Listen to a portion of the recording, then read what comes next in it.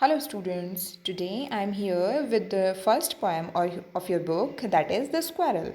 And I know very well that आप सबने इस squirrel को ज़रूर देखा होगा. ठीक है? तो in this poem we will read about squirrel. ठीक है बच्चों?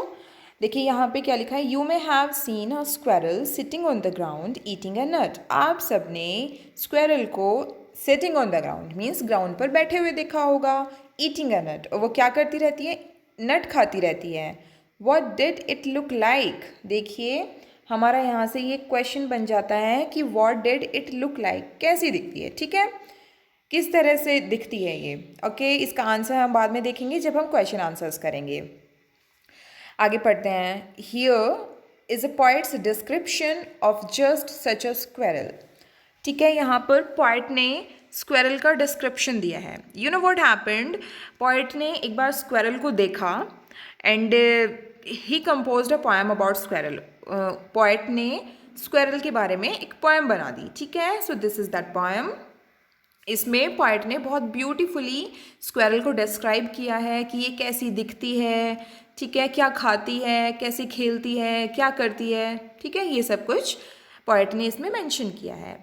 तो चलिए इस पोएम को पढ़ते हैं हम and I hope it will be very interesting for you. चलिए बच्चों हम स्टार्ट करते हैं poem. He war a question mark for tail. देखिए कि यहाँ पर पहले एक बात क्लियर कर लेते हैं कि जहाँ पर भी वर्ड ही आया है, ही वर्ड से पोएट ने स्क्विरल को रेफर किया है. ठीक है, ये जहाँ भी पोएम में ही आया है इसका मतलब है वो स्क्विरल को कहा जा रहा है. क्लियर. आगे है ही वॉर. वॉर, वॉर का मतलब क्या होता है? देखो बच्चों आप जानते होंगे what is wear. Wear means होता है पहनना. ठीक है, और ये वेयर की ही सेकेंड फॉर्म होती है वॉर. ठीक है, मीन्स पहनना, पहना हुआ था. ठीक है, so he war a question mark. Poet कह रहा है कि स्क्विरल ने क्वेश्चन मार्क पहना हुआ था. For tell. टेल का मतलब होता है पूंछ, आप सब जानते हो. ठीक है, तो पोएट बोलता है कि स्क्विरल ने अपनी टेल पे क्वेश्चन मार्क पहना हुआ था. अब भाई ये कैसे पॉसिबल है? ठीक है, तो इसका क्या मतलब है कि जो उसकी टेल थी, उसकी जो शेप थी वो क्वेश्चन मार्क जैसी थी. जैसे कि in this image you can see this is the tail and okay this is completely like question mark. इसलिए पोएट ने बोला है कि जो स्क्विरल की टेल होती है that is completely like a question mark. ठीक है, आगे बढ़ते हैं. An overcoat of grey. देखो बच्चों ओवरकोट मीन्स क्या होता है? ओवरकोट मीन्स होता है लॉन्ग कोट, जो ऊपर से नीचे तक हमारी बॉडी को कवर करता है. ठीक है, उसको ओवरकोट बोलते हैं. An overcoat of grey.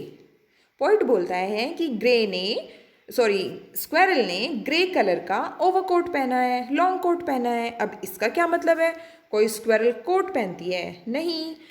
Poet कह रहा है कि जो स्क्विरल की जो बॉडी होती है, उसकी जो स्किन होती है वो ग्रे कलर की होती है. जो उसकी स्किन पे फर होता है वो ग्रे कलर का होता है और ऊपर से नीचे तक पूरी बॉडी पर रहता है.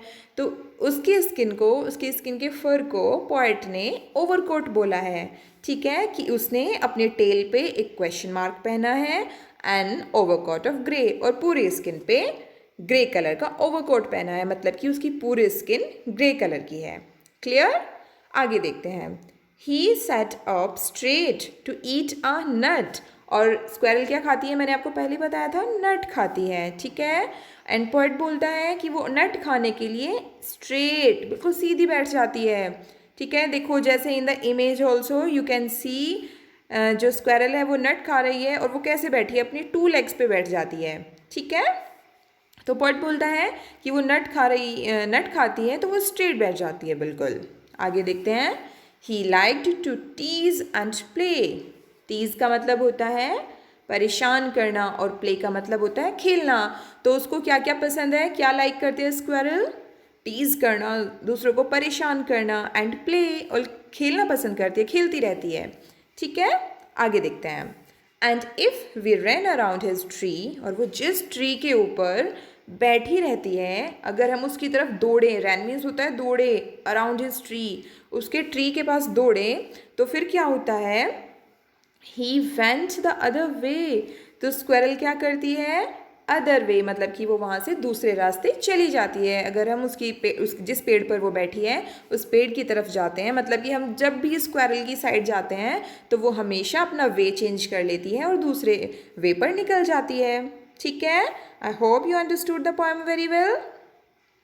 आगे देखते हैं बच्चों, हम पहले पोएट देखते हैं। Mildred Bowers Armstrong is the poet of this poem. Clear? So you have to learn the name also of the poet.